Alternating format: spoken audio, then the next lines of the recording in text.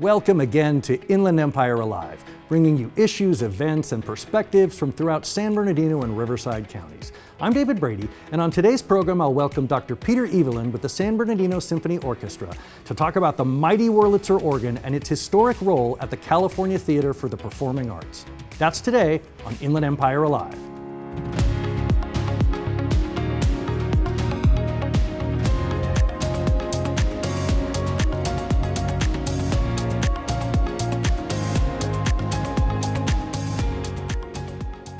Well, today I'm joined by a guest who's an expert in two unrelated fields, academic medicine and the Wurlitzer organ. So please help me welcome Dr. Peter Evelyn, a board member of the San Bernardino Symphony Orchestra. Welcome to the program. David, thank you so very much. It's such a privilege to be here and have the opportunity to talk about this magnificent instrument. Well, let's go back to the beginning, because you have a history with music that goes all the way back to childhood. Let's start at the beginning. Thank you so much. Yeah, I actually was a bit of a child prodigy. I started playing professionally when I was 11 years old. I was on radio and television shows back in the day. I actually worked with George Clooney's father, Nick Clooney, in Cincinnati. The newscaster. Absolutely, yeah, great guy. And then I moved forward. I became the national staff artist for the Wurlitzer Company.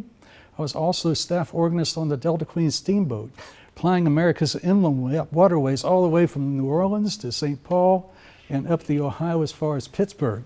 Now, I don't mean to imply that you're old, but help people understand the significance of the Wurlitzer brand. That name has been around for a very, very long time. People may think it means jukeboxes, people may think it means pianos, but that brand really stood the test of time. It absolutely has. In fact, I'm from a small farming community just north of Cincinnati, Ohio, and Wurlitzer, Rudolph Wurlitzer, the founder of the company, actually was a native of the city of Cincinnati.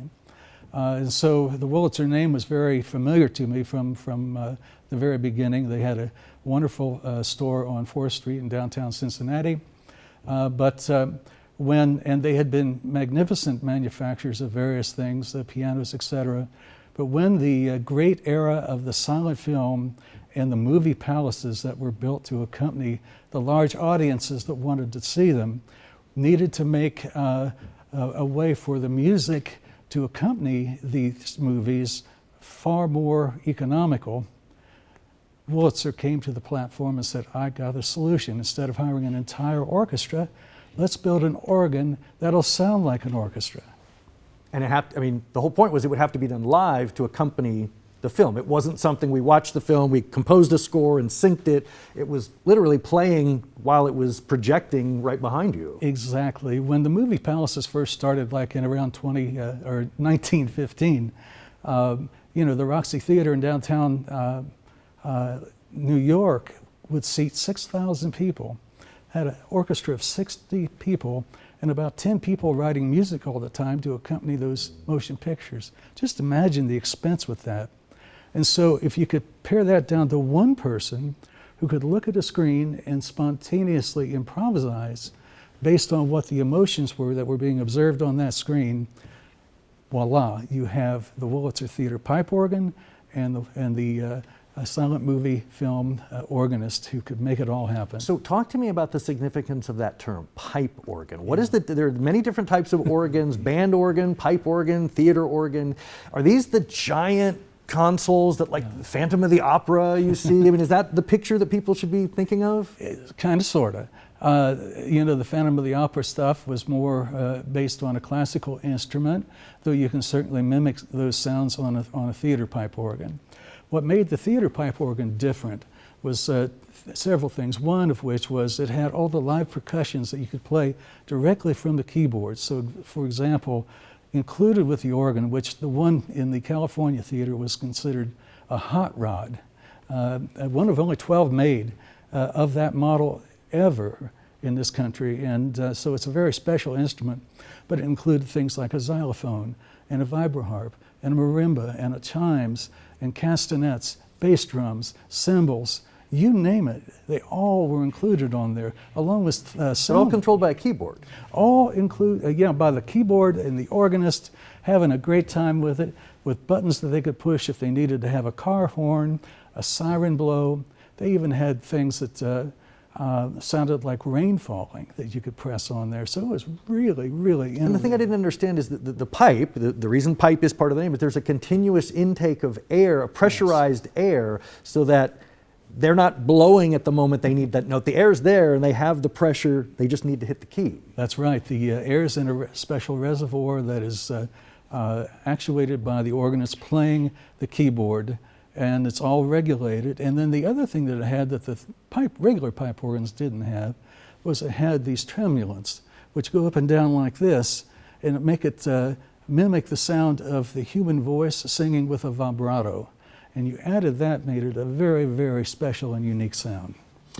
What does it take to learn an instrument like that? Because you may have been trained on the piano, so your ear is trained for the harmonics and the sounds of the piano, but now you're playing, like you said, percussion instruments that are making completely different sounds. How do you train your ear and your fingers and all those different levels of keys to be hitting? Yeah.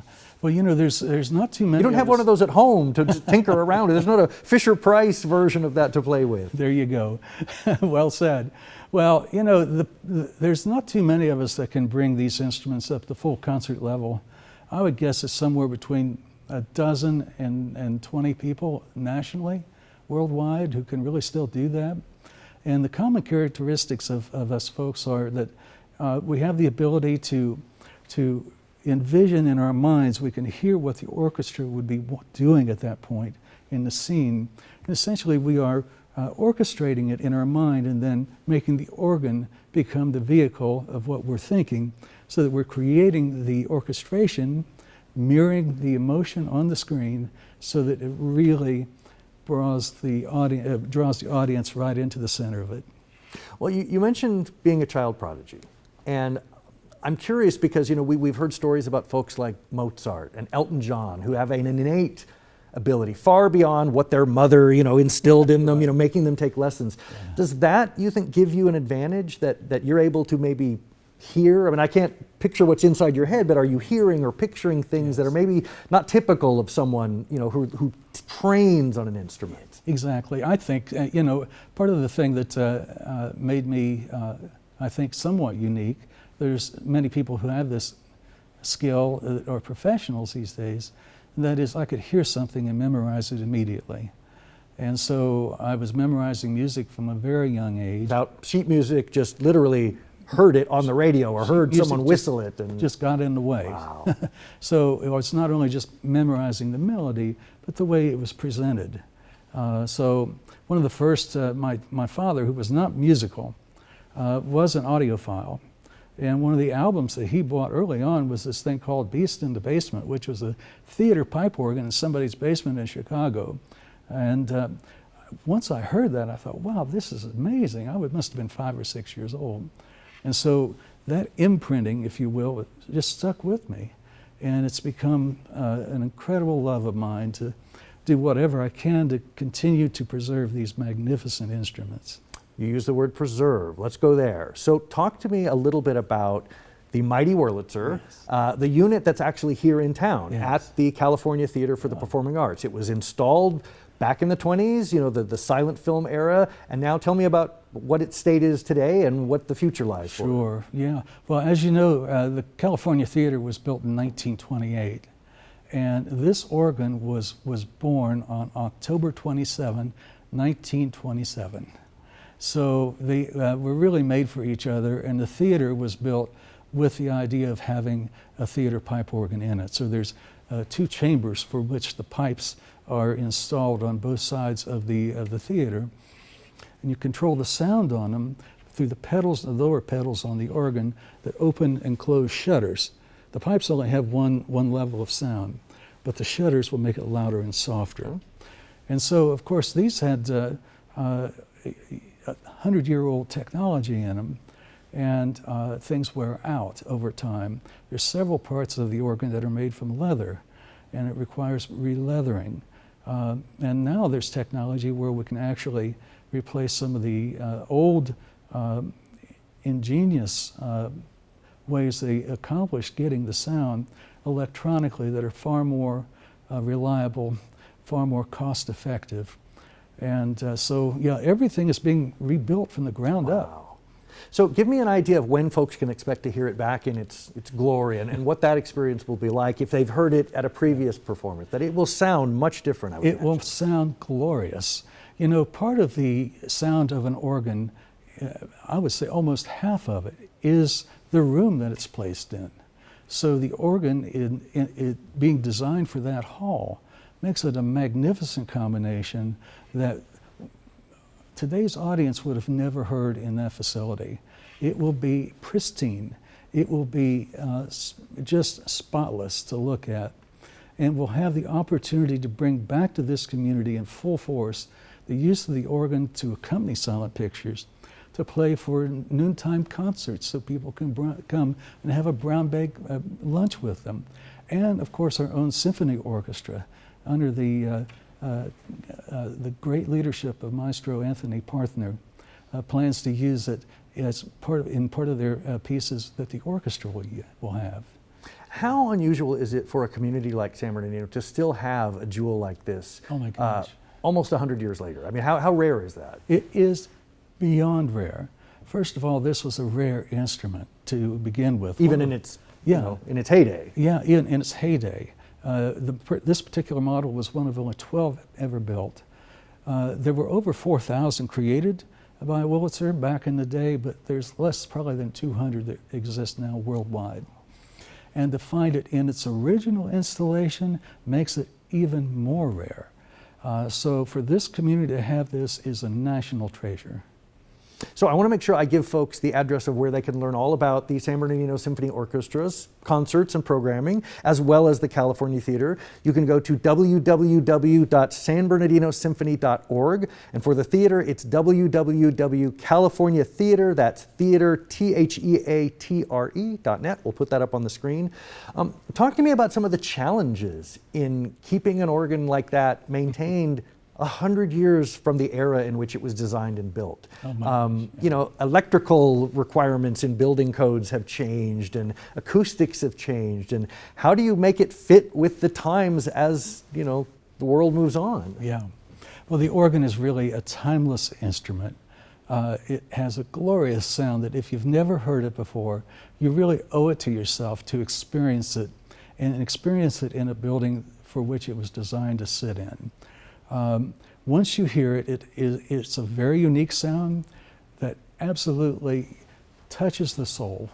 It's all wind, so you really literally feel the instrument as you experience it in the building. It fills the hall with glorious sounds that, you know, as I say, you just have to experience it to really appreciate it and understand it. Yeah, you know, I just can't say enough about it. And I think anybody that hears it for the first time is going to be hooked for a lifetime. Is there a sense of when it will return to service?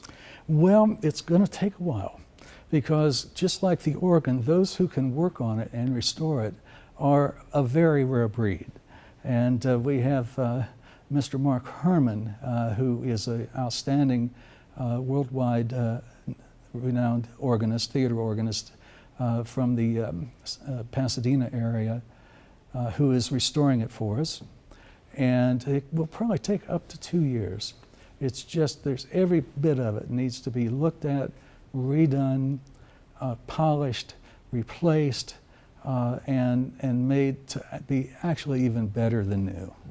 Well, you're fortunate in that you can see in your mind what it will look like. You can see the shine on the brass, you know, on the polish. You can see the gleam on the keys. So I can't wait. I would love to have you back to talk more. Dr. Peter Evelyn, thank you so much for being with us. Again, www.sanbernardinosymphony.org. Thank you again. Thank you so much, David.